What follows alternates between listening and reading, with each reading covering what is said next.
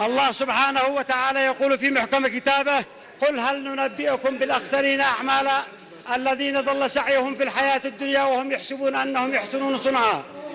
وقوله تعالى: الذي أطعمهم من جوع وآمنهم من خوف. المواطن اليمني منتظر من الحكومة ومن القيادة ومن مجلس النواب أن يعمل شيء لهذا الشعب المظلوم 8 سنوات من تحالف العدوان. ماذا عملت الحكومة في تخفيض أسعار المواد الغذائية إلى اليوم؟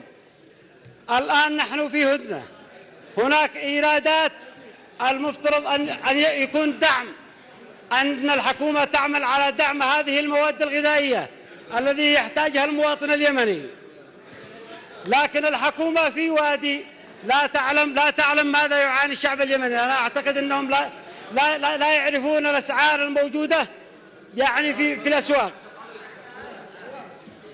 هناك مرتبات موظفي الدولة، أخي الرئيس، هناك بعض المواد الغذائية المنتهية الصلاحية التي تدخل من المنافذ دون رقابة، وطالبنا بأن تكون أجهزة الفحص في هذه المنافذ، حتى هناك مواد غذائية تدخل البلد منتهية الصلاحية مما يتسبب في أمراض السرطان والكبد وغيرها من الأمراض. أرجو من الأخوة في الحكومة أن يوضحوا لنا يعني هل